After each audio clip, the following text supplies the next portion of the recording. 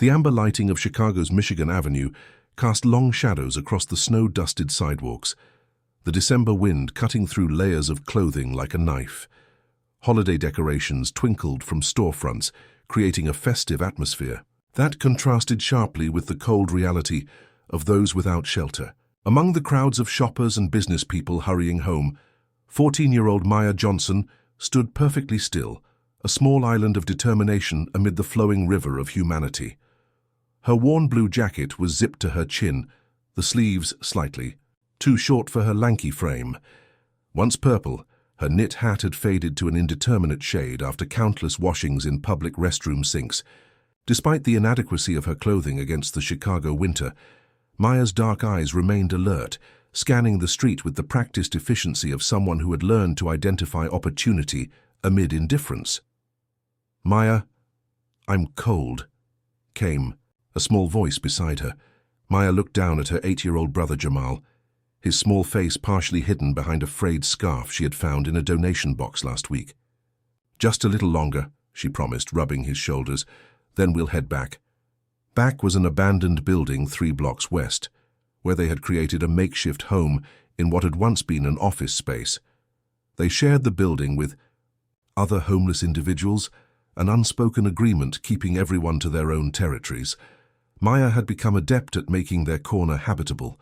Cardboard insulation against the walls, blankets arranged strategically, and always a clear path to the exit. 2 years on the streets had taught her the importance of escape routes.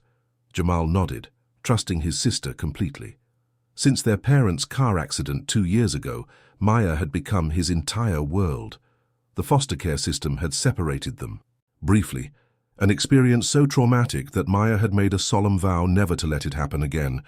Their escape from their 3rd foster home had led them here, to the streets of Chicago, where Maya worked tirelessly to keep them together, fed, and as safe as possible. "One more hour of collecting," Maya said, returning her attention to the passers-by. "Then we'll get something hot to eat." They had developed a system. Jamal, with his wide brown eyes and innocent face, would sit on the corner with a small sign while Maya watched from nearby, alert for trouble, whether from authorities who might report them or predators who saw vulnerable children as easy targets. On good days, they might collect $30 or $40, enough for food and maybe a small luxury like hand warmers or new socks. Tonight was different, though. Maya had heard from Darius, another street kid, that some big charity event was happening at the Grand Hotel. "Rich people feeling good about themselves," he'd said, with the cynicism of a teenager who'd seen too much. "They'll be dropping hundreds inside and might toss you a 20 on their way out." So here they stood, strategic in their positioning near the hotel's side exit. Maya had learned that the main entrances were usually too well patrolled for panhandling, but side exits offered opportunity with less scrutiny. "Stand up straight," Maya instructed Jamal as a couple emerged from the door, their expensive coats and easy laughter marking them as potential donors. Jamal dutifully held up his small cardboard sign. "Please help. Hungry and cold." The couple walked past without a glance, their conversation never pausing. Maya wasn't surprised. Disappointment required expectation, and she had learned to abandon expectation long ago. She operated on probability now. Approach enough people, and eventually someone would help. As the evening progressed, they collected a meager $17. Maya was calculating whether that would stretch to both dinner and breakfast when the hotel's side door opened again. A security guard emerged first, scanning the area with professional thoroughness. Behind him came a man whose presence seemed to command the very space around him, tall, well-dressed in a tailored suit, with the quiet confidence of someone accustomed to respect. Maya recognized him instantly. Denzel Washington. She had seen his films during their life before, movie, nights with her parents in what now seemed like another lifetime. Her father had admired him greatly, often commenting on the dignity he brought to every role. Something shifted in Maya at that moment, not the star-struck awe that might overtake other teenagers, but the sharp recognition of rare opportunity. Here was someone with means, substantial means, and potentially the inclination toward charity having just left a benefit. "Stay here," she instructed Jamal, moving with purpose toward the actor before her nerve could fail. She intercepted his path with the precision of a chess move, positioning herself directly in front of him, but maintaining enough distance not to trigger his security detail. "Mr. Washington," she said, her voice steadier than she felt. "Could you please give me $100? The security guard stepped forward immediately, his expression hardening, but Washington raised a hand slightly, halting him. He studied Maya with an intensity that made her feel as though he was seeing past her worn clothing and unwashed hair to something deeper. $100, he repeated, his voice carrying that distinctive blend of warmth and authority she recognized from his films. That's a very specific amount. Maya had not expected conversation. Usually people either gave money or didn't, often without breaking stride. His engagement caught her off guard, but she recovered quickly. "It's enough to get my brother and me through the next few days," she explained, gesturing toward Jamal, who watched nervously from his position by the wall. "Food? Maybe a hostel if there's space." Washington's gaze shifted to Jamal, then back to Maya. His expression remained unreadable, but something in his eyes, a flicker of recognition perhaps, made Maya stand straighter. "Where are your parents?" he asked. "Dead," Maya answered, flatly. "Car accident 2 years ago. Foster care. We ran away, they separated us." The terseness of her responses masked the depth of pain those simple statements contained. Washington nodded slightly, as though confirming something to himself. Around them, the Chicago evening continued, cars passing, pedestrians hurrying, by the distant sound of a street musician playing holiday music. But in the space between them, something significant was unfolding. "What's your name?" he asked. "Maya." "That's my brother Jamal." Washington studied her for another moment, then reached into his coat. Maya felt a flutter of hope. He was going to give her the money. Perhaps even more than she'd asked for, but instead of his wallet he withdrew a small notebook and pen. He wrote something down, tore out the page, and extended it toward her. "I'm not going to give you $100, Maya," he said, his voice gentle but firm. She felt the familiar weight of disappointment, but maintained her composure, prepared to thank him anyway, and move on to the next potential donor. "Money disappears," he continued, still holding out the paper. "And when it's gone, you'll be right back where you started. But I might offer you something more valuable." Maya looked at the paper cautiously before taking it. An address was written there, along with a time 9 a.m. and a phone number. "What is this?" she asked, suspicion edging into her voice. The streets had taught her that offers too good to be true usually were. "An opportunity," Washington replied simply. "It's a community center I'm supporting. Be there tomorrow at 9, ask for Angela. If you're serious about wanting to change your situation, not just survive another day, she'll help you get started." Maya stared at the paper, then back at Washington, uncertainty clouding her features. "Why would you help us?" The question carried all the wariness of a child who had learned that adult assistance usually came with conditions. Washington's expression softened slightly, the first real change in his carefully maintained composure. "Because someone once did the same for me," he said, his voice carrying a depth of experience that resonated even in the cold Chicago air. "And because that $100 you asked for wouldn't change anything, but what I'm offering might change everything." Before Maya could respond, a sleek black car pulled up to the curb. The security guard opened the rear door, and with a final nod to Maya, Washington stepped toward it. "The choice is yours," he said, pausing before entering the vehicle. "But opportunities like this don't come around often. I hope you'll be there." As the car pulled away into the Chicago traffic, Maya stood motionless, the paper clutched in her gloved hand. Jamal approached cautiously, searching his sister's face. "Did he give you money?" he asked. Maya looked down at her brother, then at the address in her hand. The rational part of her, the street-hardened survivor who trusted no one, said to throw it away to continue with their familiar, if difficult, routine.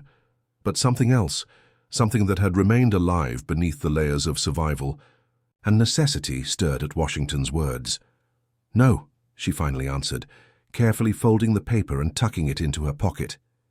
"He didn't give me money, but he might have given us something else." "What?" Jamal asked, his small face scrunched. In confusion, Maya looked in the direction the car had disappeared, her expression unreadable in the amber glow of the streetlights. "I'm not sure yet," she replied truthfully. "But tomorrow we might find out." She took her brother's hand, feeling its smallness in her own, remembering her promise to protect him, to give him more than this life of constant cold and hunger. The address in her pocket seemed to carry a tangible weight. "Come on," she said, turning them toward their temporary shelter. "Let's get something to eat. We need to be somewhere in the morning." As they walked away, Maya's mind filled with equal parts hope and skepticism. She had asked Denzel Washington for $100, expecting either a quick handout or dismissal. Instead, his response had shocked her. Not with generosity or callousness, but with something far more unexpected, the possibility of change. Maya woke before dawn, her body stiff from sleeping on the thin blankets that separated them from the cold concrete floor. Beside her, Jamal slept soundly, his small face peaceful in a way it rarely was during waking hours. She watched him for a moment, his chest rising and falling beneath the extra jacket she'd draped over him during the night. The folded paper from Denzel Washington lay beside their small collection of possessions. Maya picked it up, examining the address again in the dim light filtering through the boarded windows. Hope Springs Community Center, 9 a.m.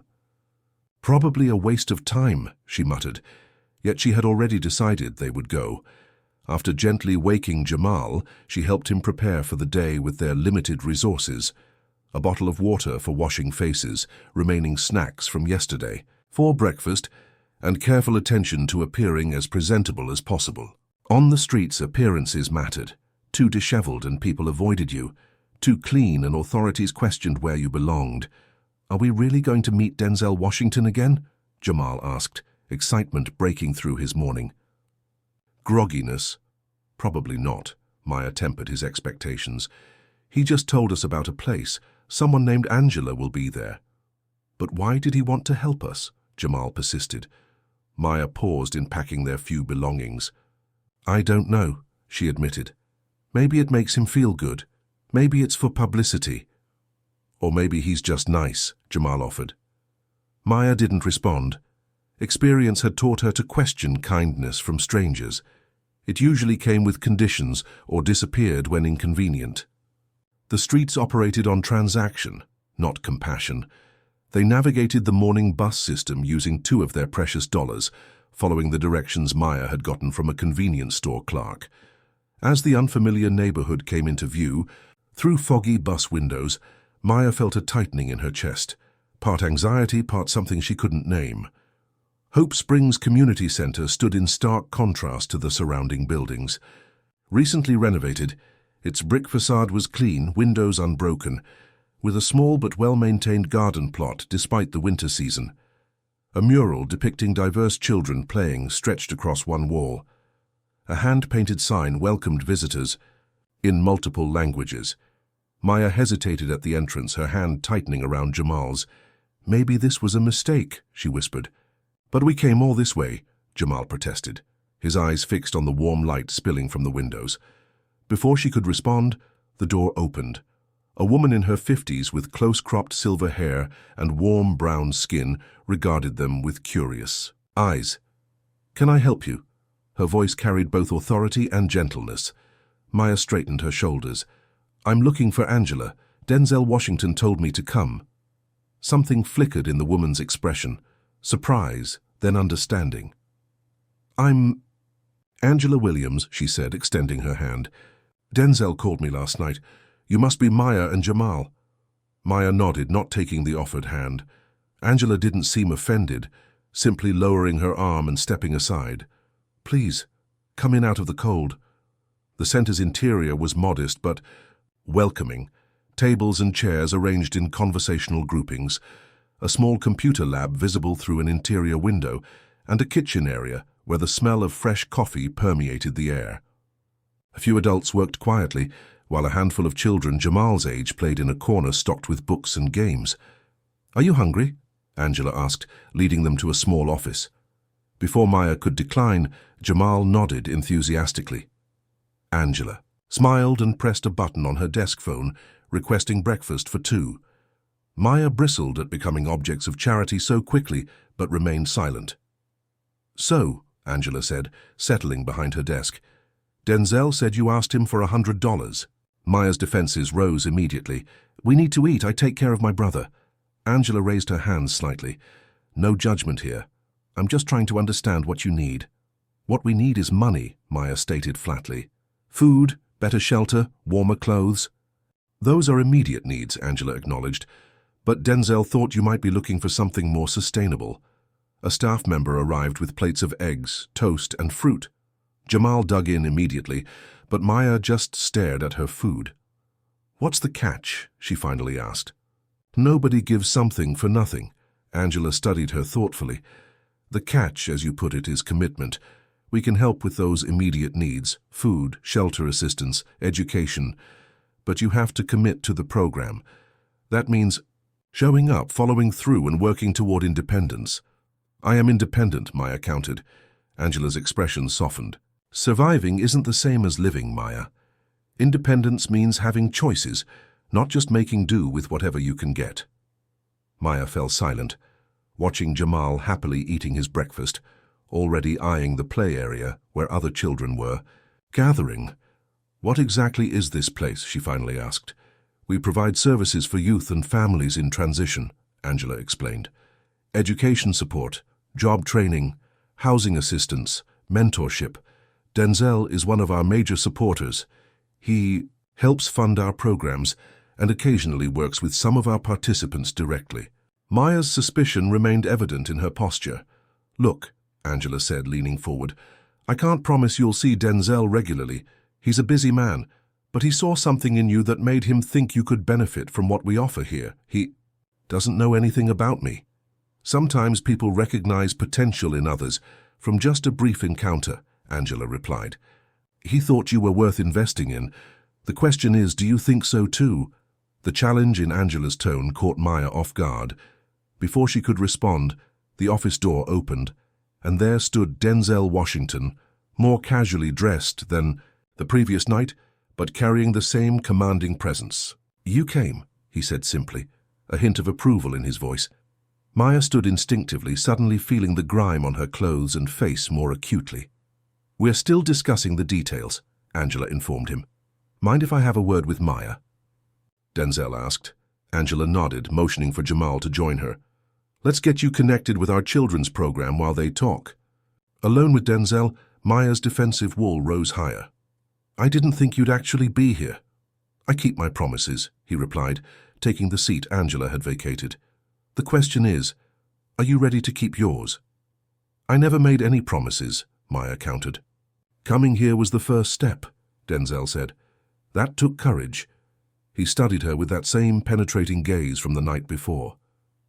"Why did you ask for exactly $100? He questioned suddenly.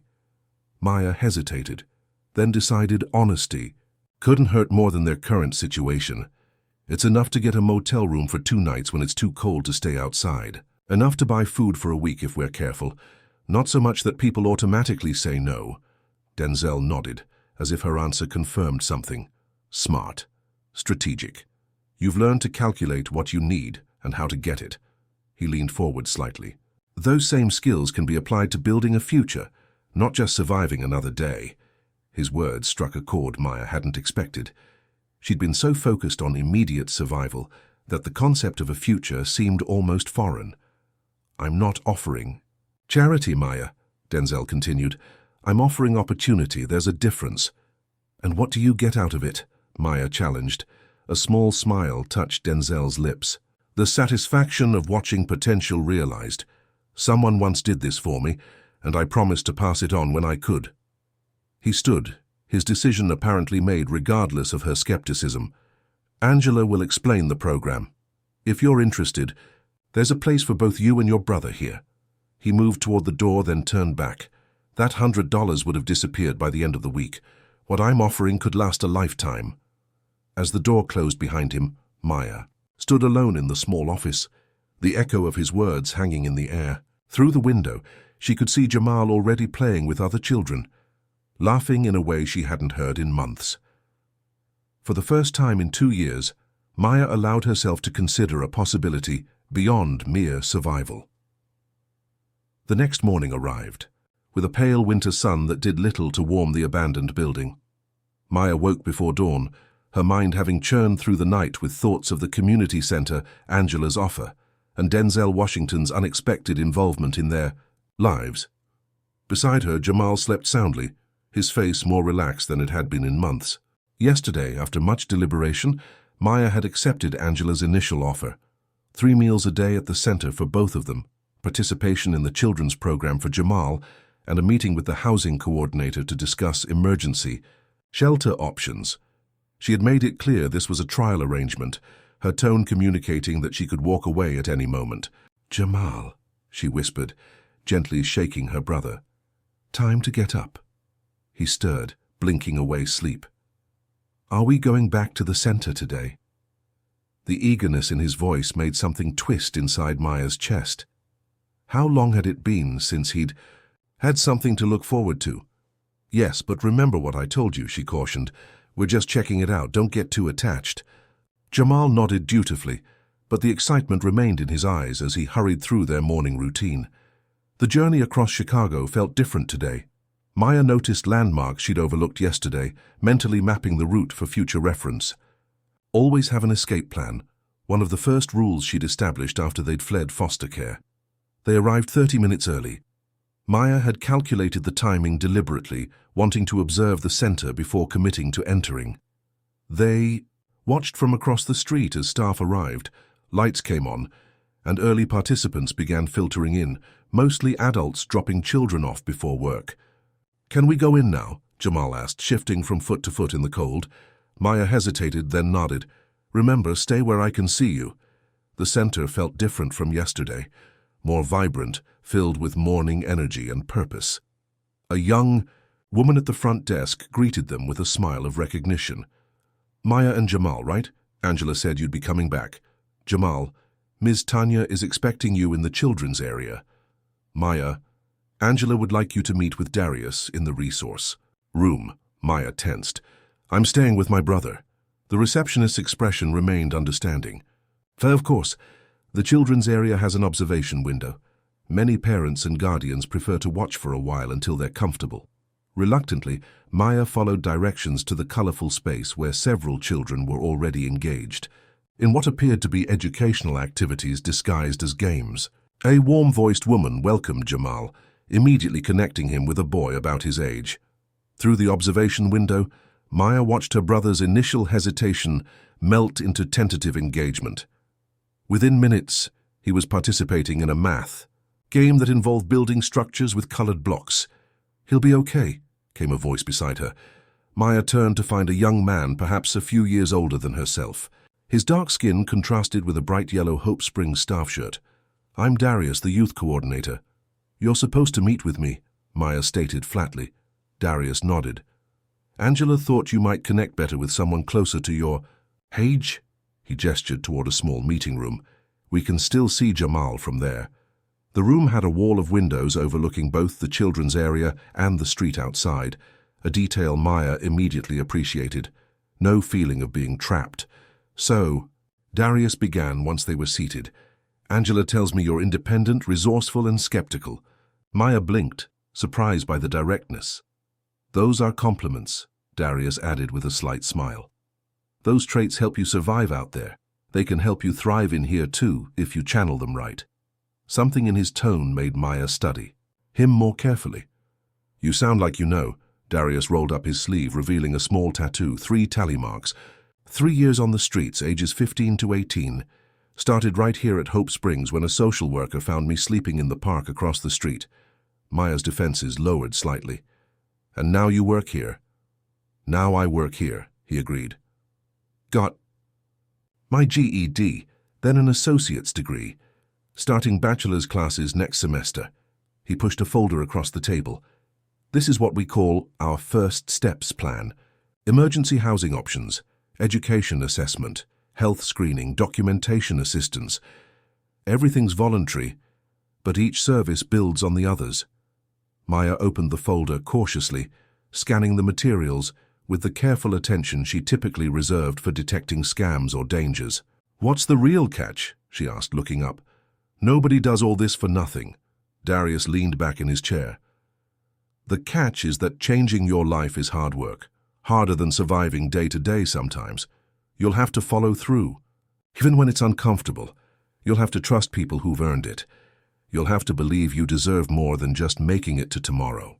His words hung in the air between them, uncomfortably accurate. "And Mr. Washington?" Maya asked. "What's his role in all this?" "Denzel provides funding and mentorship. He doesn't work with everyone directly. His time is limited, but he takes special interest in certain participants." "Why us?" The question had been bothering Maya since their first encounter. Darius shrugged. "You'd have to ask him. He has good instincts, though." Their conversation was interrupted by Angela appearing at the door. "Maya, there's someone here to see you." Maya followed Angela back to the main area, where Denzel Washington stood conversing with another staff member. He was dressed casually in jeans and a sweater, a stark contrast to the suited figure from their first encounter. He noticed her and excused himself from the conversation. "You came back," he said, satisfaction evident in his voice. "I'm still deciding," Maya replied, maintaining her guard. Denzel nodded. "Fair enough. How's your brother adjusting?" Maya glanced toward the children's area, where Jamal was now helping construct an elaborate block tower, laughing with two other children. "He's happy," she admitted, the realization hitting her with unexpected force. When was the last time she'd seen him truly happy? "Children are resilient," Denzel observed. "They adapt quickly when given the chance." "Until the chance disappears," Maya countered, old pain seeping into her words. Denzel studied her thoughtfully. "You've had a lot of disappointments. People who should have been there for you weren't." Maya looked away, uncomfortable with his perception. "I'm not asking you to trust everyone here immediately," he continued. "Trust is earned through consistency. But I'm asking you to give this opportunity a real chance, not just for Jamal's sake, but for your own." A staff member approached, informing Denzel a call was waiting. He nodded acknowledgement before turning. Back to Maya. "I have meetings for most of the day, but I'd like to talk more tomorrow. Angela will help you with immediate arrangements." He paused, his expression serious. "This is just the beginning, Maya. The real work starts now." As he walked away, Maya stood motionless in the center's lobby, feeling as though she was standing at the edge of a precipice. Behind her lay the familiar, difficult but predictable survival on the streets. Ahead lay the unknown, potential opportunity but also the risk of further disappointment. She watched as Jamal raised his hand excitedly to answer a question, his face animated in a way she hadn't seen in years. In that moment, her decision solidified. For him, she would cross this threshold. For him, she would risk hoping again. And perhaps, a small voice whispered inside her, for herself as well. 1 week had passed since Maya and Jamal first stepped into Hope Springs Community Center. 7 days of regular meals, structured activities, and interactions with more people than Maya had willingly engaged with in the past 2 years. The emergency youth shelter Angela had arranged was basic but clean.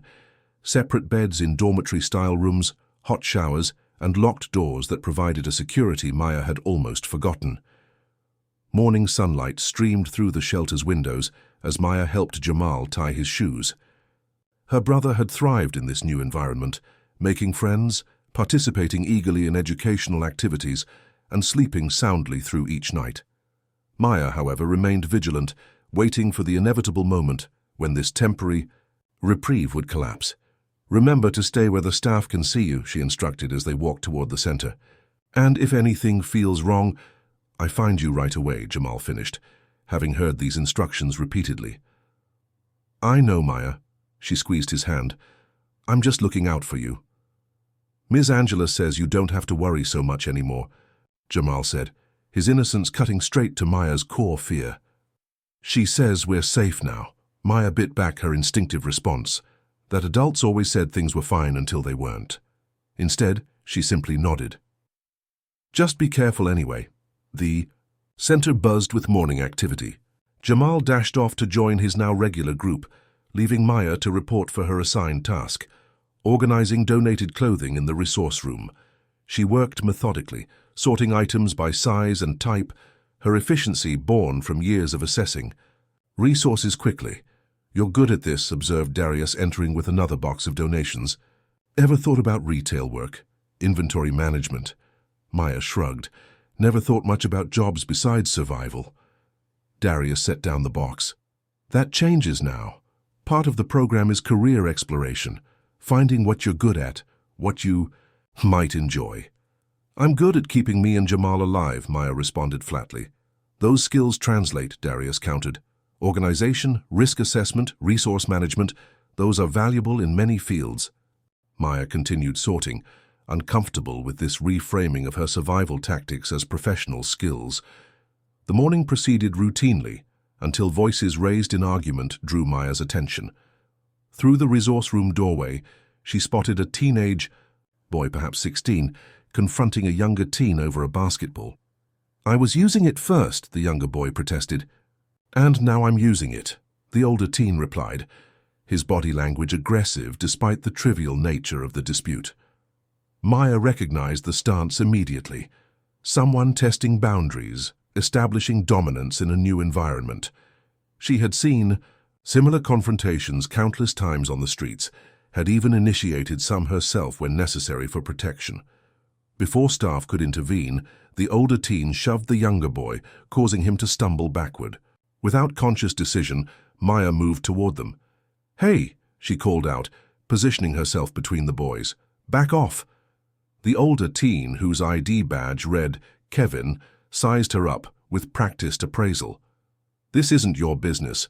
You're making it my business, Maya replied coolly. There are plenty of basketballs. Go get another one. Kevin stepped closer, using his height advantage in a familiar intimidation tactic. Who do you think you are? You've been here, what, a week? I've been in this program for months, and that gives you the right to push people around. Maya didn't back down, her street instincts fully engaged. You don't know me, Kevin hissed, leaning closer. You don't know anything. I know a bully when I see one, Maya retorted. The tension between them escalated, other teens gathering to watch. Maya sensed the delicate balance, back down and become a target, push too hard and escalate to violence. On the streets, such calculations were automatic. Here, with rules and consequences, the equation changed. That's enough. The voice carried quiet authority that instantly commanded attention. Denzel Washington stood nearby, his presence shifting. The atmosphere immediately. Kevin straightened, recognition and surprise replacing hostility. Maya remained tense, unwilling to lower her guard first. Mr. Washington, Kevin acknowledged, attempting to regain composure. Kevin, Denzel replied with a nod, then turned to Maya. You're needed in Angela's office. It was clearly a directive to remove her from the situation. Maya hesitated, her eyes challenging Denzel's. After a moment, she turned and walked away, feeling the eyes of everyone watching her retreat. Instead of heading to Angela's office, Maya diverted to check on Jamal, needing to reassure herself of his safety after the confrontation.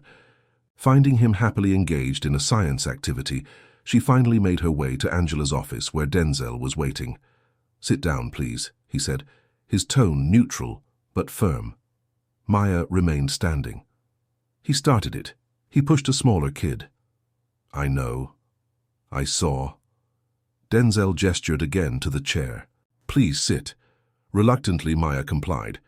Your instinct to protect was right, Denzel began. Your approach wasn't.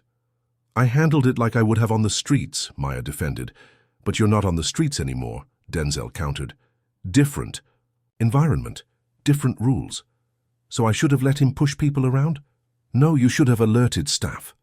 Denzel leaned forward slightly. Respect isn't demanded, Maya. It's earned through consistency, through actions that build rather than threaten. The phrase resonated with something Angela had mentioned during their intake. Maya shifted uncomfortably. Kevin has his own story, Denzel continued. His own struggles. Like you, he's learning to adapt to structure after chaos. That doesn't give him the right.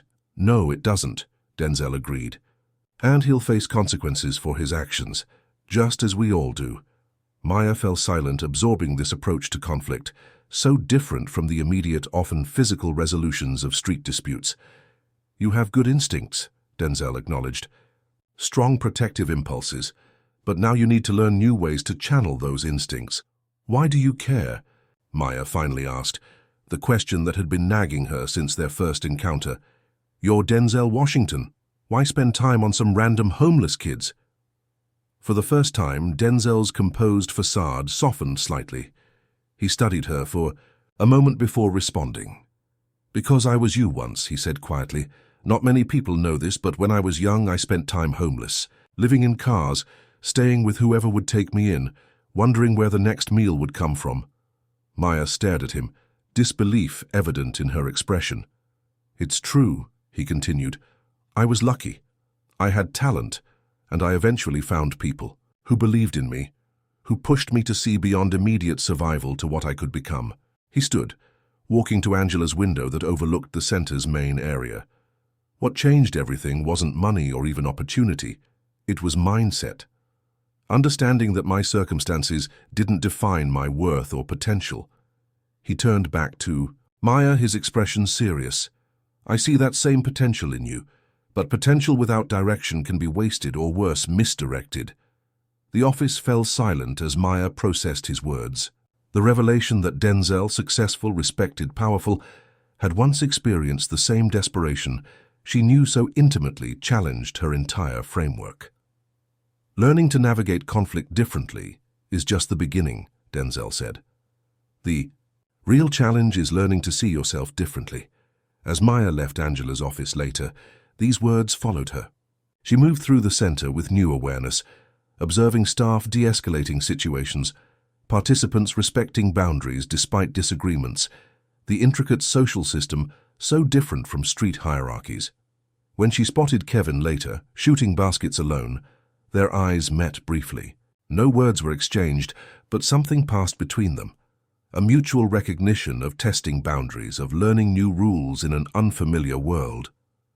For the first time, Maya considered that her street-honed instincts, while necessary for survival, then might need recalibration for the life that now seemed possible.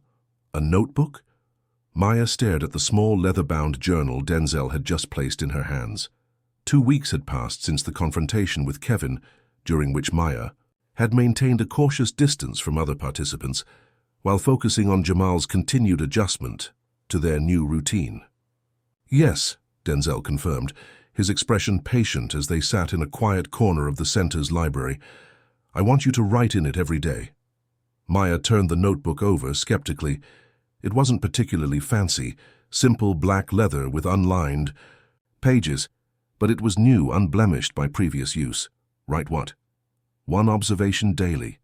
Something you notice about the world around you, about other people, or about yourself." Denzel's tone made this sound like a serious assignment, rather than a suggestion. Maya flipped through the blank pages, her skepticism evident. "What's the point? I'm not a writer. The point," Denzel explained, "is to develop awareness beyond survival. On the streets you observed what was dangerous, what was useful, what was immediate. Now you need to train yourself to see differently." Maya closed the notebook, ready to hand it back. "Seems like a waste of time." Denzel didn't reach for it. "It's part of the program, one observation daily, that's all I'm asking." Something in his voice, not demanding but expectant, made Maya hesitate. She tucked the notebook into her pocket, with reluctant compliance. "Fine, one observation. Got it." Denzel nodded, seemingly satisfied with this minimal commitment. "I'll check in on your progress next week." As he left for another appointment, Maya pulled out the notebook again, staring at its empty pages with a mixture of confusion and resentment. Of all the tasks she'd been assigned, educational assessments, career counseling sessions, even community service hours, this seemed the most pointless. That evening in the shelter, after ensuring Jamal was settled in his bed, Maya sat on her own bed and opened the notebook. She chewed on the pen Denzel had included, trying to think of something to write that would satisfy this strange assignment. Finally, she scribbled a single sentence. "People here smile too much." It wasn't profound, but it was honest. The forced cheerfulness of some staff members grated on her after years of street-hardened realism. Task completed. She tucked the notebook under her pillow and went to sleep. The next day passed in a blur of routine. Breakfast at the center, educational assessment for Maya while Jamal attended classes, lunch, job skills workshop, then free time before dinner. During a quiet moment, Maya remembered the notebook and jotted down another observation. Kevin plays basketball when he's angry. He's angry a lot. She had noticed the older teen's pattern of seeking out the basketball court after confrontations or frustrations. There was something almost methodical in the way he dribbled and shot, until whatever emotion had driven him there dissipated. By the third day, Maya found herself noticing things specifically to write down later. The way Angela always touched her silver necklace when thinking deeply. How the youngest children at the center gravitated toward windows when feeling overwhelmed. The pattern of Darius checking his watch exactly 3 times during each conversation. On the 4th day, her entry surprised even herself. I slept through the night without waking to check on Jamal. I don't know if that makes me safer or just careless. By the end of the week, the notebook contained 7 entries, each slightly longer than the last.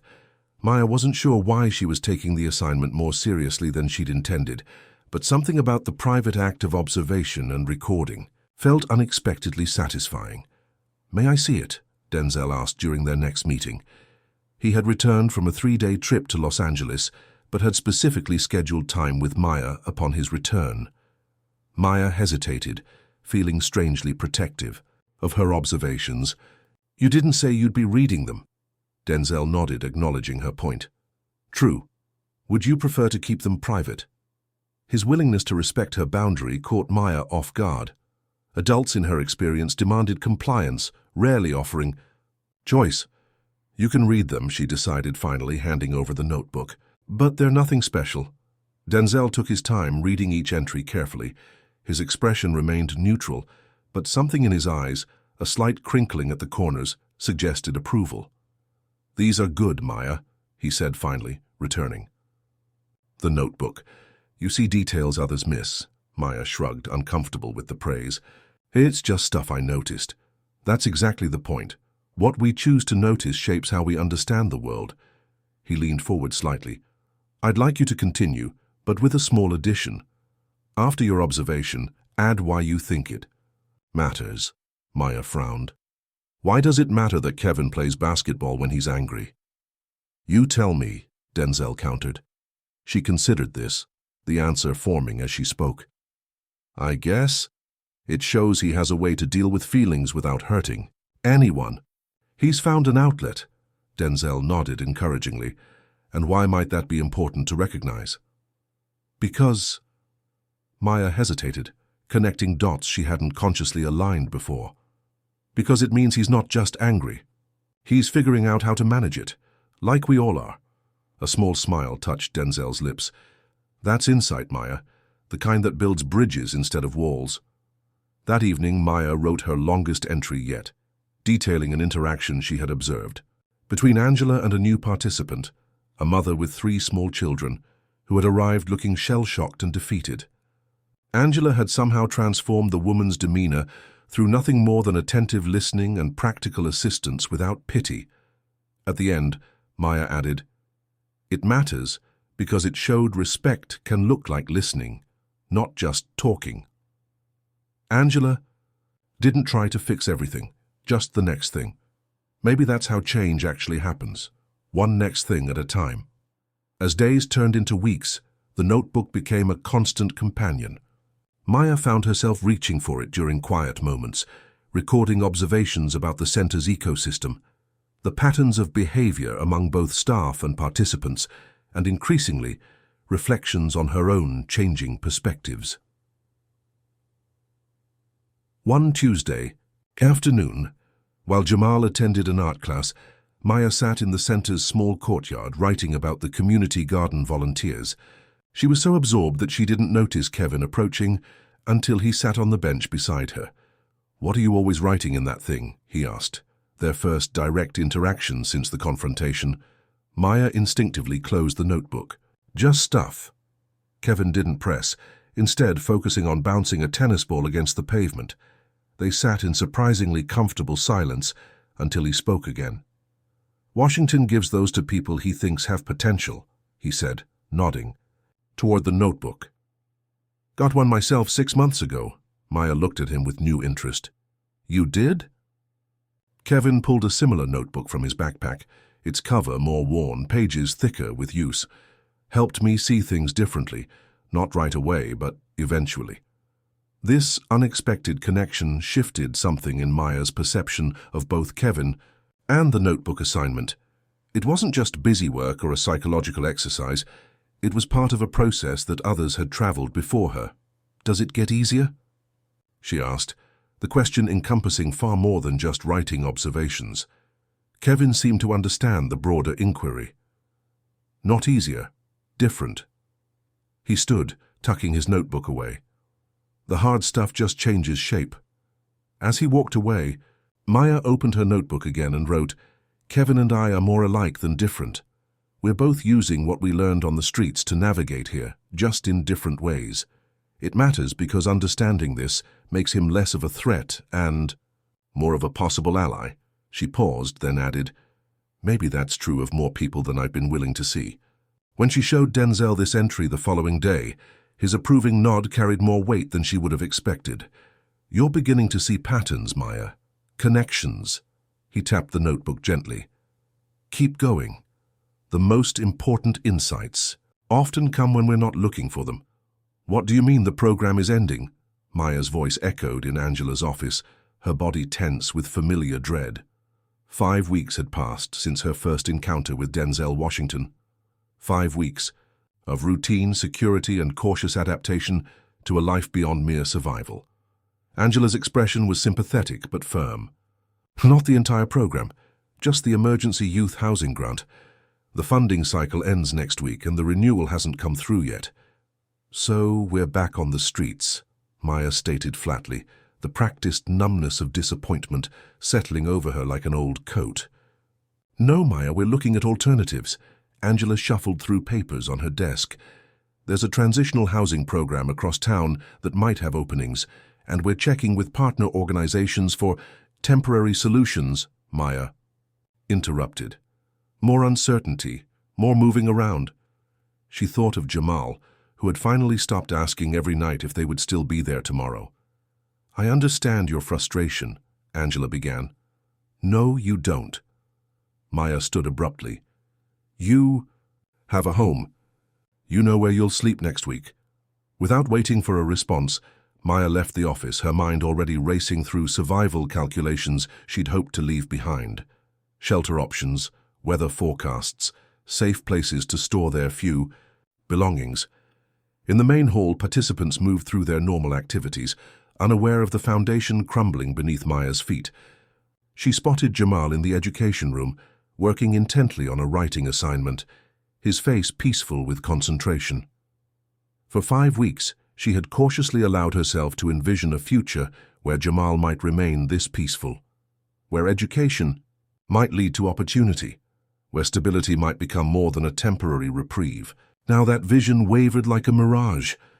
"Maya?" Darius approached, concern evident in his expression. "Angela told me about the housing situation. Can we talk options?" Maya shook her head. "I need some air." Outside, the Chicago winter had softened. Slightly early March, bringing occasional glimpses of approaching spring. Maya walked the perimeter of the center, her notebook heavy in her pocket. The irony wasn't lost on her. She'd finally embraced Denzel's assignment, filling pages with observations and reflections, only to have reality confirm her initial suspicion. Nothing good lasted. When she returned inside, Darius was waiting. "The staff is meeting this afternoon to discuss solutions for all affected participants. Nothing's decided yet." "I've heard that before," Maya replied, the familiar armor of cynicism rebuilding itself. "Don't worry about us. We survived before Hope Springs. We'll survive after." Throughout the day, Maya went through the motions of her regular schedule, while mentally inventorying resources and planning their exit. If they left immediately, they still had enough saved from her stipend for a few nights in a cheap motel. The temperatures were milder now. Sleeping rough would be less dangerous than in January. During the afternoon break, Maya slipped into the resource room where donations were organized. The cash box for the Emergency Assistance Fund sat in the filing cabinet, usually locked, but today left open after the morning's distribution of bus passes. Inside lay several $100s. Maya stared at the money, calculations running through her mind. It would be enough for nearly a month of motel stays, enough time to figure out next steps, enough buffer to protect Jamal from immediate hardship. Her hand hovered over the box. She had never stolen from the center, had never needed to with. Meals provided and shelter arranged. But circumstances were changing. Survival necessitated adaptation. Maya? Kevin's voice from the doorway startled her. She stepped away from the cabinet, hands empty but guilt evident in her expression. Kevin glanced from Maya to the cash box and back. His face revealed understanding rather than judgment. "I was there too," he said quietly. "Last funding cycle. When my group home closed, thought about taking what I needed and disappearing." Maya's defenses rose. "You don't know what I was doing." "Yeah, I do." He entered the room, closing the door behind him. "But it won't solve anything. Trust me." "Trust is a luxury," Maya replied, the words automatic. Kevin leaned against the wall. "Heard you're getting displaced from the shelter. Sucks." The simple acknowledgement of her situation, without attempted solutions or empty reassurances, disarmed Maya slightly. "There are other options," Kevin continued. "Ms. Angela's working on it. So is Darius. And Washington will be back tomorrow. He always finds ways when the system fails." "I can't just wait and hope someone saves us," Maya said, the frustration in her voice unmistakable. Kevin nodded toward her pocket, where the edge of her notebook was visible. "What would you write about this moment? About what you're thinking of doing?" The question caught Maya off guard. She pulled out the notebook almost reflexively, its pages now filled with her increasingly insightful observations. What would she write about contemplating theft from the very people who had helped her? Before she could respond, Angela appeared, in the doorway. "Maya, I've been looking for you. There's a call you should take." In Angela's office, Maya was surprised to find Denzel Washington on speakerphone, his voice clear despite the distance. "I understand there's a housing situation," he said without preamble. Maya shot Angela a look, betrayal flashing across her features. Angela shook her head slightly.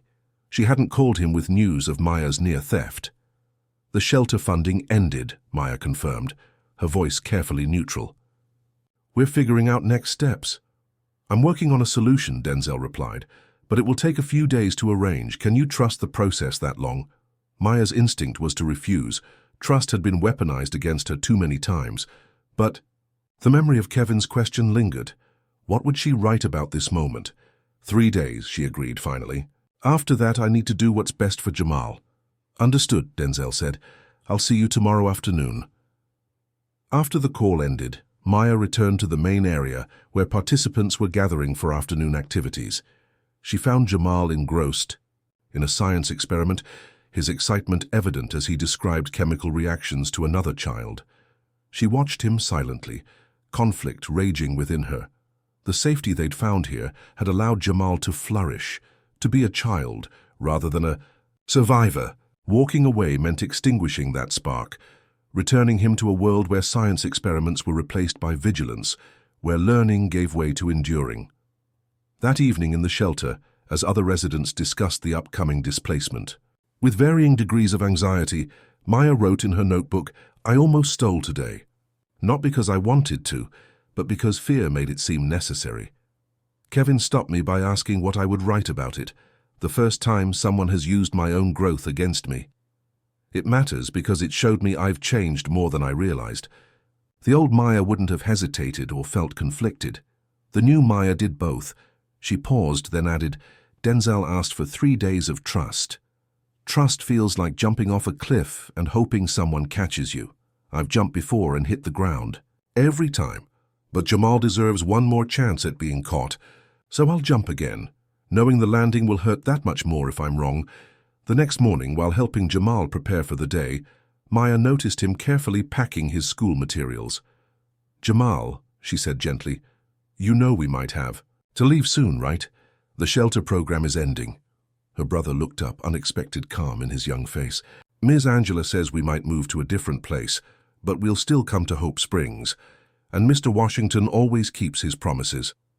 The simple faith in his voice struck Maya deeply. In 5 short weeks, Jamal had developed more trust in these people than she had allowed herself in years. She knelt before him, adjusting his jacket. "When did you get so grown up?" Jamal shrugged, the gesture endearingly childlike despite his mature words. "You always take care of me, Maya." "Maybe. Sometimes other people can help take care of both of us." As they walked to the center, Maya held her brother's hand tightly, his words echoing in her mind. She had promised to protect him when they fled foster care, to provide what the system couldn't. Perhaps protection sometimes meant accepting help, not just refusing it. When they arrived at Hope Springs, Darius greeted them with unexpected news. "Washington's here early. He wants to see you both right away." Denzel Washington sat across from Maya and Jamal in a small conference room, his expression contemplative as he studied the siblings. He was dressed casually in jeans and a sweater, rather than his usual more formal attire, giving him an approachable air despite his fame. "Thank you for meeting with me," he began, directing his words primarily to Maya. "I know yesterday was difficult." Maya remained guarded, her posture rigid. "You said you're working on a solution?" Denzel nodded, acknowledging her directness. "I am, but first I want to be honest about something." He leaned forward slightly. "The shelter funding cycle ending wasn't unexpected. Angela and I knew it was coming." Maya's expression hardened. "You knew we'd be displaced and didn't tell us?" "We knew the funding cycle was ending, but we're working on alternatives before discussing it with participants," Denzel clarified. "What we didn't anticipate was the renewal delay. So, it was a test?" Maya's voice carried an edge of betrayal. "To see how we'd react when things fell apart," Denzel shook his head. "Not a test. A reality of the system we're working within. Funding comes and goes. Programs change. The work continues." He reached into a folder and removed several documents. "This is part of why I encourage developing internal resources, like your notebook practice. External supports can be unreliable, but what you build within yourself remains." Maya's hand moved unconsciously to her pocket where her notebook rested. "That doesn't solve our housing problem." "No, it doesn't," Denzel agreed. "Which brings me to the immediate solution." He slid the documents across the table. Maya examined them cautiously, housing forms, school registration papers, and what appeared to be profiles of a middle-aged couple.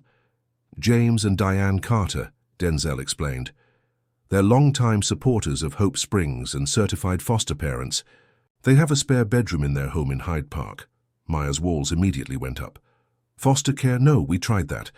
They separated us, and the last family—" She stopped abruptly, unwilling to detail those memories in front of Jamal. "This would be different," Denzel assured her. "It's a direct placement through our program, not the general system. You and Jamal would stay together, and they understand this is a stepping stone, not an endpoint." Maya remained skeptical. "Why would they take us both?" "Most families only want younger kids." "Because I asked them to," Denzel said simply. "The Carters have worked with the center for years. They understand our approach and respect our participants' autonomy." Jamal, who had been quietly listening, looked up at his sister. "Can we at least meet them, Maya? Please?" The hope in his voice created a familiar conflict within Maya, her ingrained distrust of the system warring with her desire to provide stability for her brother. Denzel seemed to sense her internal struggle. "Meeting them doesn't commit you to anything," he said. "If it doesn't feel right, we'll find another option." "What other option?" Maya challenged. "The transitional housing program has a waiting list. Shelters are full. What happens if this doesn't work?" Denzel's expression remained steady. "Then we keep working until we find what does work. That's my commitment to you both." After a moment's hesitation, Maya nodded her agreement. "We'll meet them, but I'm not promising anything." Later that afternoon, Maya sat tensely in Angela's office as the Carters arrived for their introduction. James Carter was a broad-shouldered, African-American man with salt-and-pepper hair and glasses, dressed in a sweater vest that gave him a professorial air. His wife Diane was shorter, with warm brown skin and a quick smile, her hair styled in neat locks that framed her face. "It's nice to meet you both," Diane said, her voice carrying a slight southern accent. "We've heard wonderful things about you from the center staff." Maya remained reserved as introductions were made, studying the couple carefully for any signs of insincerity or condescension. She had developed a finely tuned radar for the attitudes adults often harbored toward troubled youth: pity, savior, complexes, or thinly veiled judgment. The Carters, however, approached the conversation with a refreshing directness. "We know this is temporary," James said, addressing Maya's unspoken concern. "Our role isn't to replace your parents or change who you are. We're simply offering a stable place while you and Jamal continue at Hope Springs. You'd have your own room to share," Diane added. "And we live 3 blocks from a good school where Jamal could enroll." "I already go to school at the center," Jamal interjected, protective of his newfound educational stability. James nodded. "Of course, that wouldn't change unless you wanted it to." As the meeting continued, Maya observed the couple's interactions. With Jamal, they addressed him directly when appropriate, neither speaking down to him nor treating him as younger than his 8 years. They answered questions honestly, including uncomfortable ones about house rules and expectations. "What happens if it doesn't work out?" Maya finally asked, the question that had been foremost in her mind. "Then we work together with the center to find a better fit," Diane replied without hesitation. "This isn't about forcing a situation that isn't working for everyone involved." Throughout the conversation, Denzel remained present but largely silent, allowing the interaction to unfold naturally. Maya caught him watching her reactions, his expression thoughtful. After the Carters left, with arrangements made for Maya and Jamal to visit their home the following day, Denzel asked Maya to stay behind for a moment. "What did you observe?" he asked, echoing the notebook practice he had established. Maya considered the question carefully. "They didn't make promises they can't keep. They talked to Jamal directly, not just about him, and they seemed to understand this isn't permanent." Denzel nodded. "Good observations. Anything else?" "They're not doing this to feel good about themselves," Maya added after a moment. "They've done it before. It's not about being saviors." "The Carters have hosted 7 youth from our programs over the past 5 years, Denzel confirmed. All successfully transitioned to either reunion with family, independent living, or long-term placement of their choice. Maya absorbed this information, its significance slowly penetrating her protective shell. "You could have led with that statistic." A slight smile touched Denzel's lips. "I could have, but I wanted you to form your own impressions without my influence."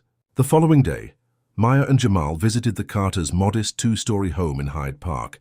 The house was neat but lived in, with books filling numerous shelves and framed photographs depicting not just family, but what appeared to be previous youth who had stayed with them.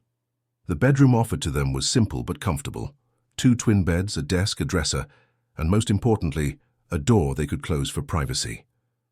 Maya noted details that suggested genuine consideration: reading lamps by each bed, a small bookshelf, electrical outlets for charging devices. As Diane showed them around, explaining household routines without being prescriptive, Maya found her wariness gradually yielding to cautious optimism. This didn't feel like previous foster placements. There was a respect for boundaries, an acknowledgement of autonomy that had been absent before. That evening, back at the shelter for what might be their final night, Maya wrote in her notebook the fee. "Carters seem different from other foster parents we've had. They don't expect gratitude or obedience in exchange for basic needs.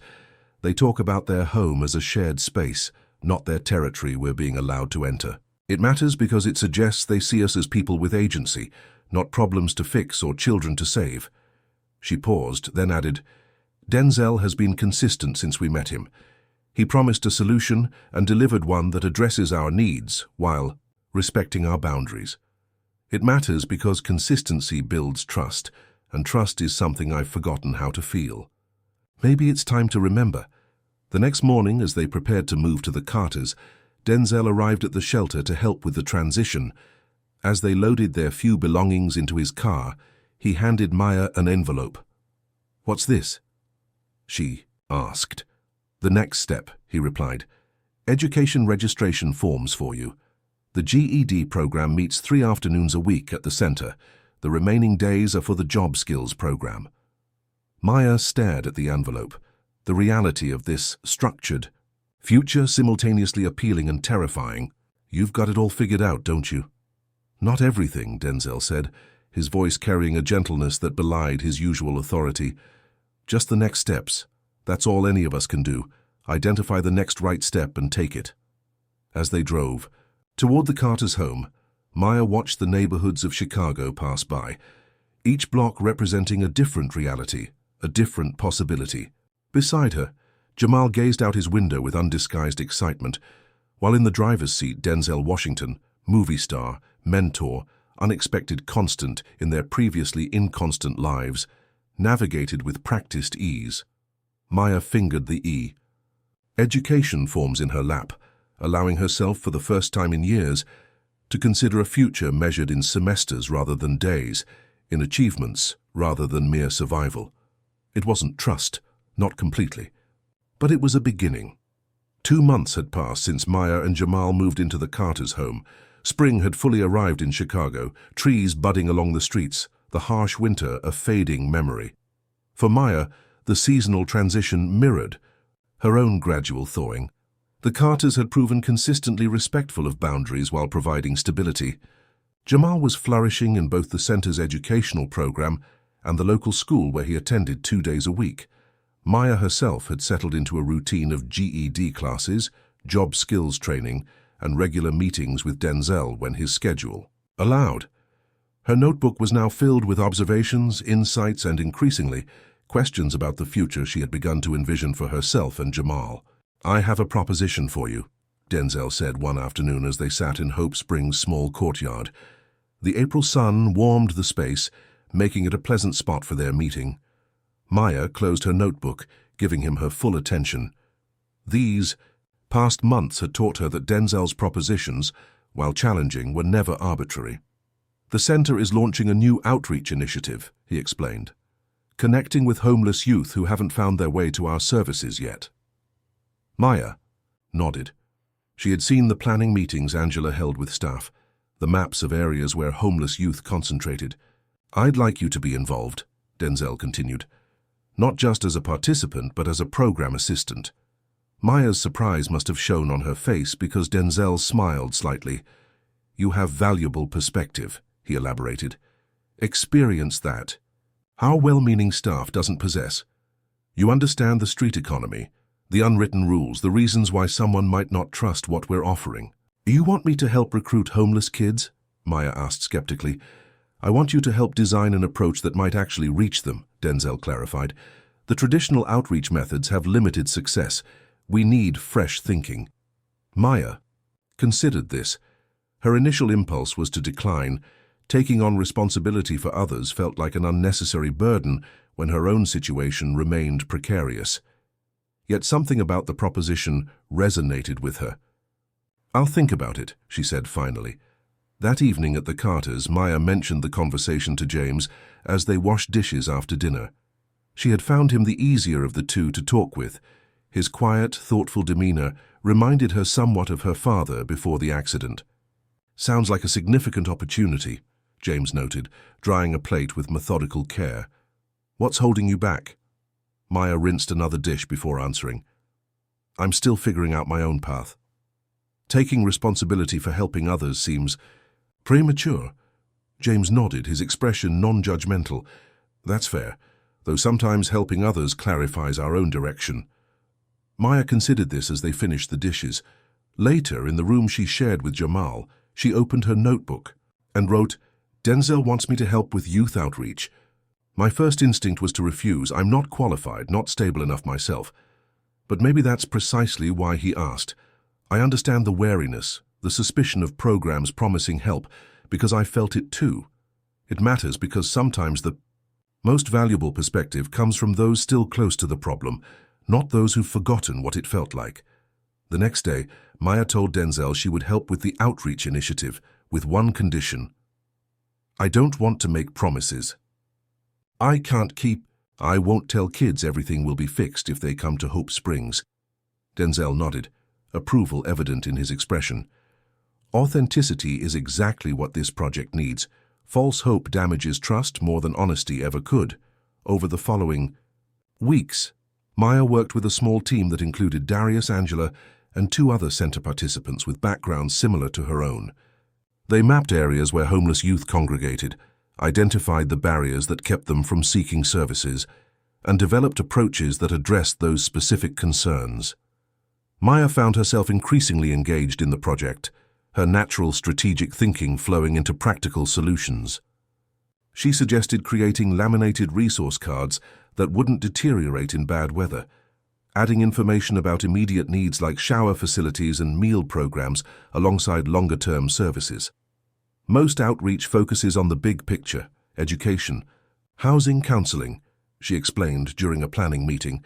But when you're on the streets, you're thinking about today's meal, tonight's shelter, tomorrow's safety. Services need to bridge that gap. The team incorporated her insights, developing materials and approaches that addressed both immediate and long-term needs.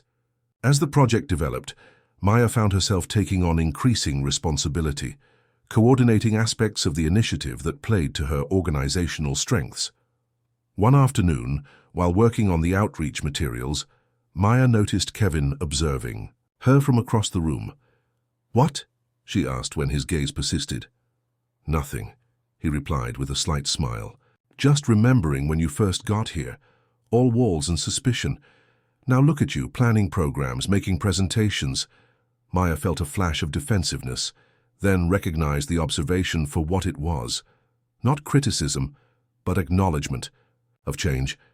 "I'm still suspicious," she countered, though without the edge that would have characterized her response months ago. Kevin laughed. "Yeah, but now it's the useful kind of suspicious, the kind that asks good questions instead of just shutting down possibilities." His observation stayed with Maya as the outreach project moved toward implementation. There was truth in it.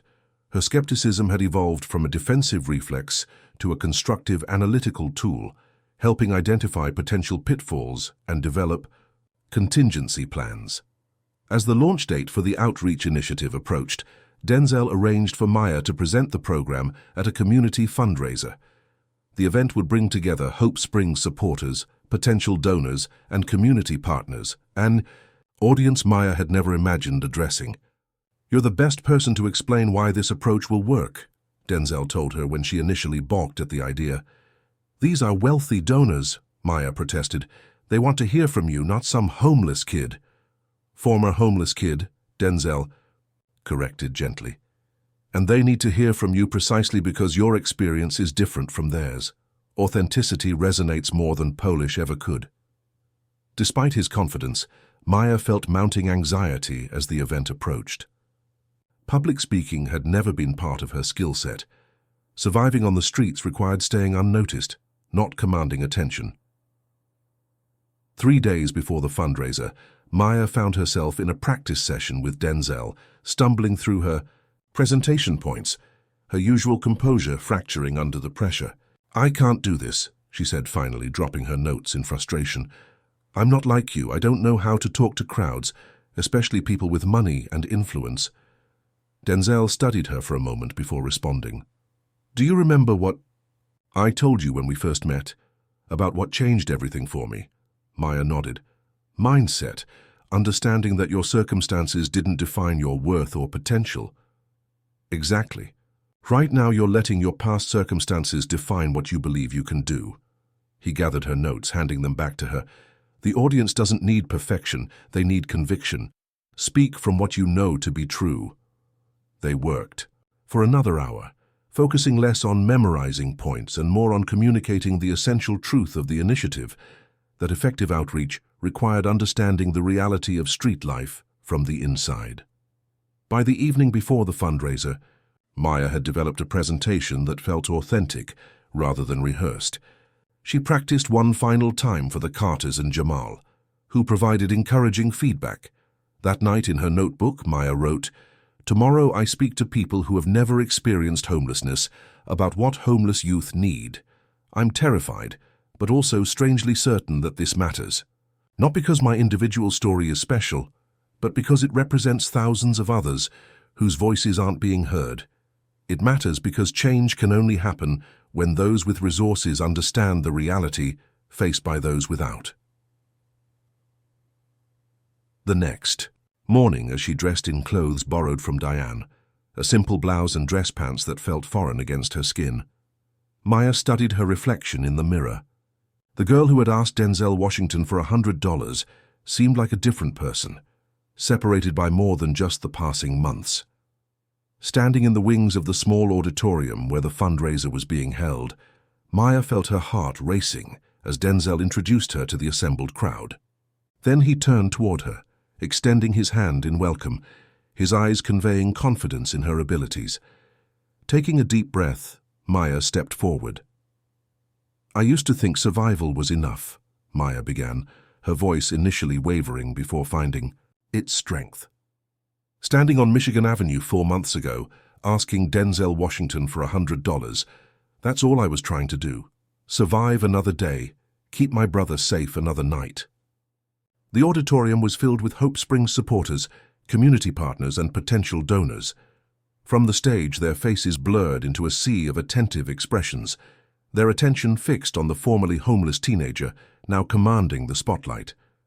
"But survival isn't living," Maya continued, echoing words Angela had spoken to her months ago. "And the gap between surviving and thriving is where too many young people get lost."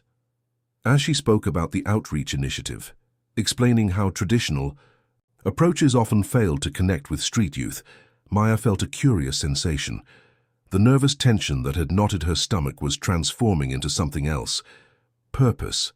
"We don't need your pity," she stated clearly. "Pity doesn't create change.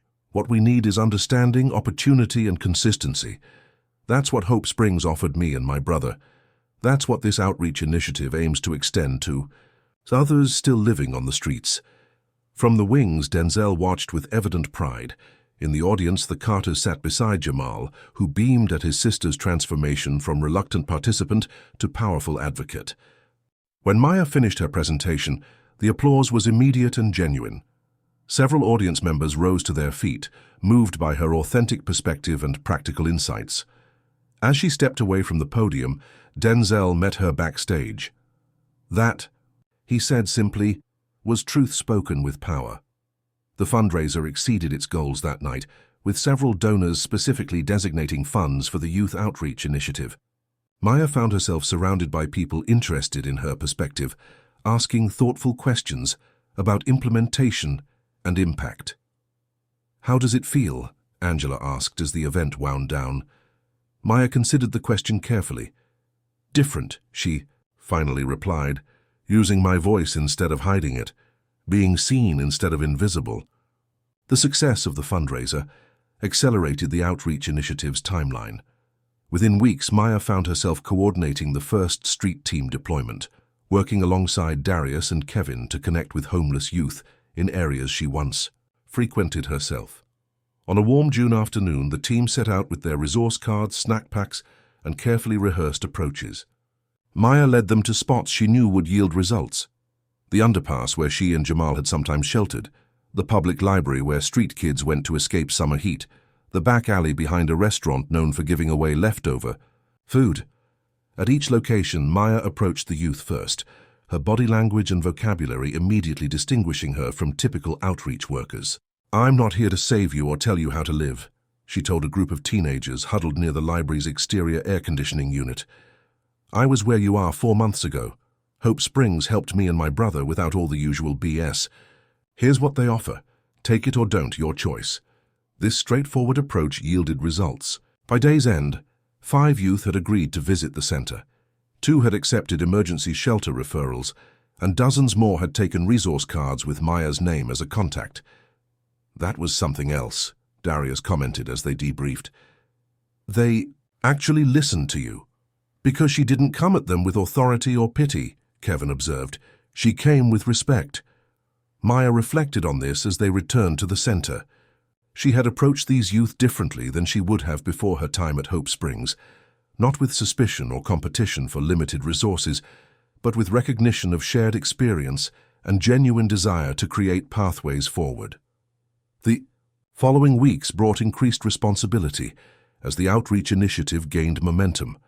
Maya divided her time between GED classes, outreach coordination, and mentoring newly arrived youth. She developed a particular talent for connecting with the most resistant participants, those whose trust had been broken too many times to easily rebuild. "How did you get through to Marcus?" Angela asked after witnessing Maya successfully engage.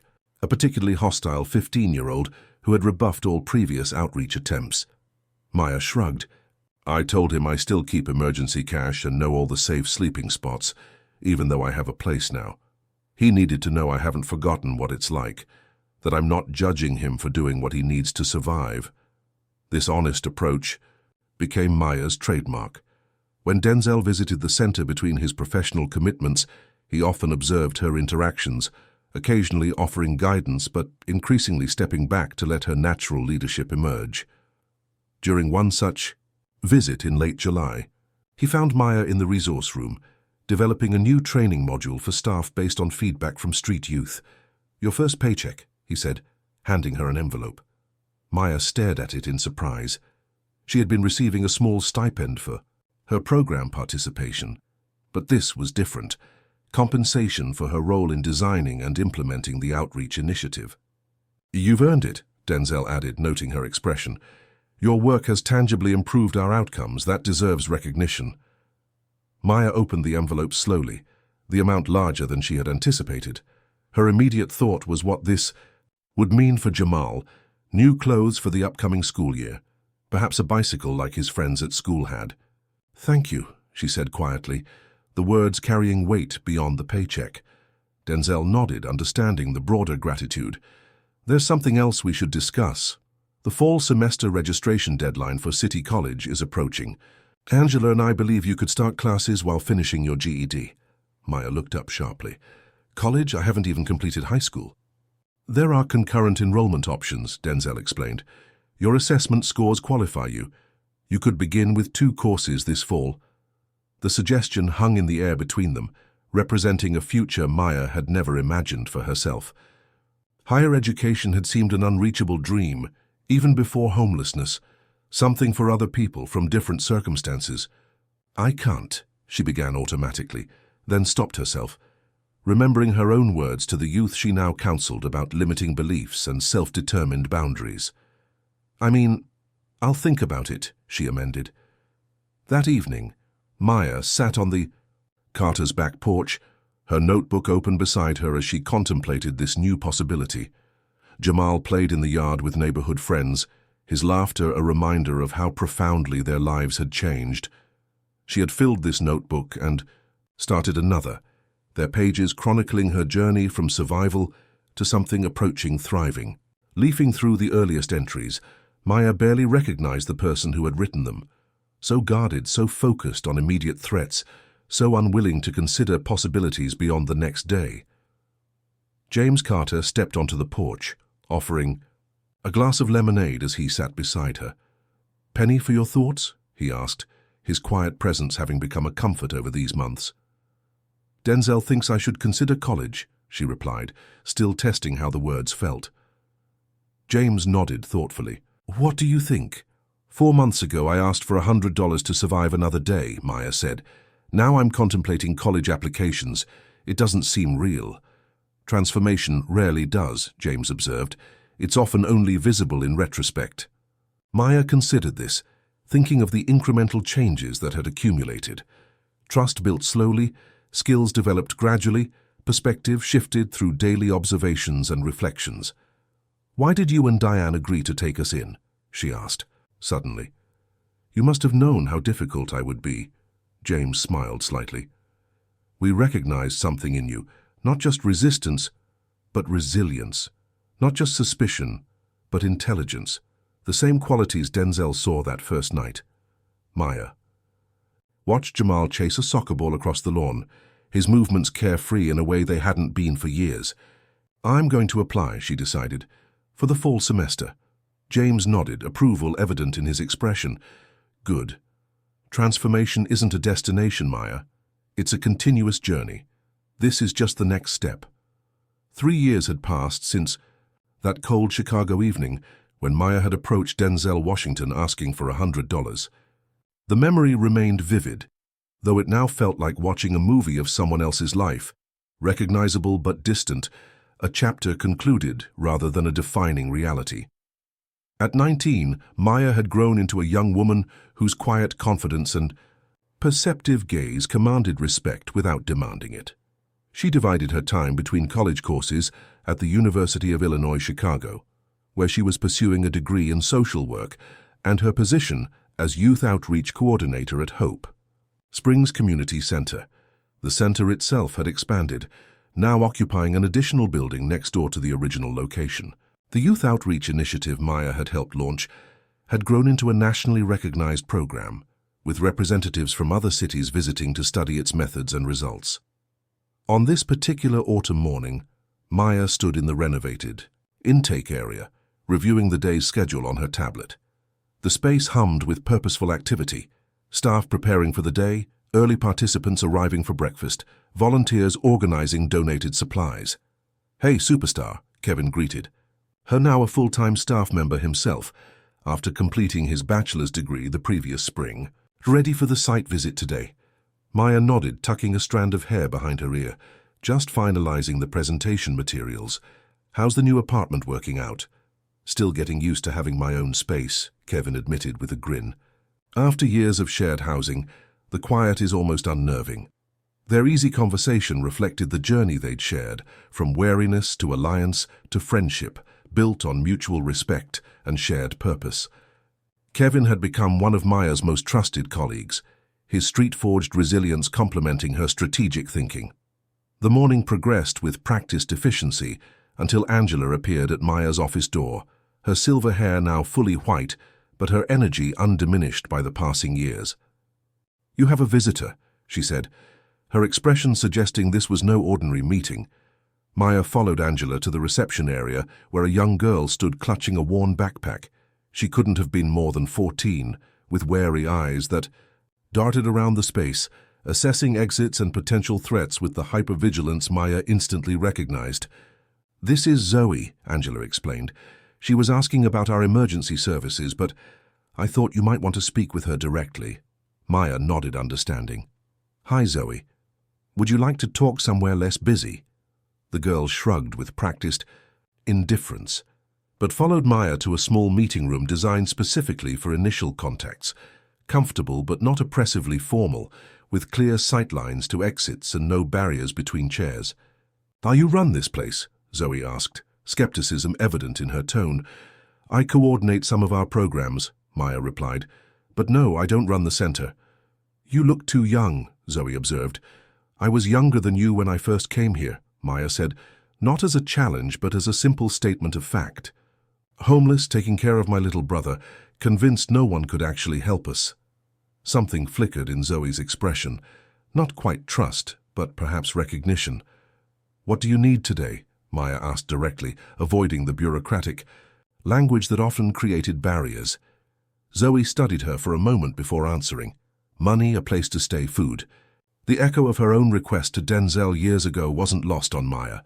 She reached for her notebook, not the original one filled years ago, but its successor, the leather-bound journal Denzel had given her when she completed her GED. She still maintained the practice of daily observations, finding it essential to both her personal growth and professional effectiveness. "I'm going to be straight with you," Maya said, setting the notebook on the table between them. "We can help with all those things, but not in the way you might expect." She explained the center's approach, immediate needs addressed alongside longer-term development, support provided with respect rather than pity, expectations matched with opportunities. "Why should I trust you?" Zoe challenged, though something in her posture had softened slightly. "You shouldn't, not yet," Maya answered honestly. "Trust comes from consistency. We'll earn it, or we won't."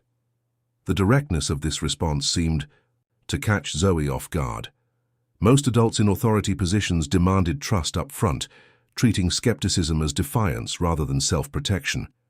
Their conversation continued, Maya gathering necessary information while respecting Zoe's boundaries. By its conclusion, the girl had agreed to emergency intake assessment and a meal, small but significant first steps. As Maya escorted Zoe to the intake specialist, a familiar figure appeared in the center's entrance. Denzel Washington, dressed casually in jeans and a sweater, his presence immediately drawing attention despite his attempts at low-key arrivals. "Is that really him?" Zoe whispered, momentarily distracted from her wariness. "Yes," Maya confirmed, "he supports our programs here." After ensuring Zoe was comfortable with the intake process, Maya greeted Denzel with the easy familiarity that had developed over their years of mentorship. "You're early," she noted. "The site visitors aren't due until this afternoon. I wanted to check in before the formal presentation," he explained, "and to deliver this in person." He handed her an envelope. Inside was notification that the Denzel Washington Foundation had approved full funding for Hope Springs' new transitional housing initiative, a project Maya had helped develop over the past year. "This is incredible," she said, genuine gratitude in her voice. "The housing program will close a critical gap in our services." Denzel nodded, his expression warm but serious. "Your proposal was compelling. The board approved it unanimously." As they walked toward her office to discuss details, Maya glanced back at Zoe, now filling out intake forms with reluctant cooperation. "New arrival?" Denzel asked, following her. "Gaze. Yes. She reminds me of myself 3 years ago." And what would that Maya have needed to hear? Maya considered this. That she mattered, that her struggle wasn't invisible, that survival skills could become strengths in the right environment. Then, "That's what Zoe needs to hear," Denzel said simply, "from someone who's walked the same path." Later that afternoon, after the site visit concluded successfully and the day's programs wound down, Maya found herself in the center's small courtyard, where garden beds now flourished with vegetables and flowers tended by participants. Jamal, now 11 and thriving in middle school, sat nearby completing homework while waiting for his sister to finish work. "Hey," she said, sitting beside him. "How was the science competition?" "Second place," he reported proudly. "Ms. Diane's taking me to the Science Museum this weekend as celebration." Maya smiled at this casual mention of their foster mother. The Carters had moved from temporary guardians to permanent fixtures in their lives, providing the stable family structure both siblings had needed. "Have you seen my notebook?" Jamal asked, searching his backpack. "I wrote down some ideas for the next project." Maya's heart warmed at this continued echo of her own practice. Jamal had adopted the notebook habit after seeing his sister's commitment to it, creating his own version focused on scientific observations and questions. "Check your science folder," she suggested. As Jamal reorganized his materials, Maya's phone chimed with a message from Darius, now the center's program director. Zoe agreed to emergency placement. Good work with the initial contact. One small victory, Maya thought, one life potentially diverted from the hardship she herself had experienced. It wasn't systemic change, but it was meaningful nonetheless. The difference between survival and opportunity for one more young person. Later that evening, after bringing Jamal home to the apartment they now shared with the Carters' ongoing support, Maya sat at her desk, reviewing funding proposals for the new housing initiative. Her gaze fell on a framed photograph, herself, Jamal, and Denzel at her college orientation, their expressions capturing that pivotal moment of possibility. Beside it stood her collection of notebooks, chronologically arranged, their pages documenting her journey from desperate survival to purposeful living. In her current notebook, she wrote, "Met Zoe today, 14, homeless, fierce with self-protection. Saw myself in her immediate needs, her skepticism, her exhaustion beneath the defiance. It matters because transformation isn't just personal, it creates responsibility to extend the same opportunity to others. 3 years ago, I asked for $100. Denzel offered something far more valuable, the chance to rewrite my story. Today I offered Zoe the same." Closing the notebook, Maya turned back to her work, the evening stretching before her filled with purpose rather than uncertainty, hope rather than fear, future rather than mere survival.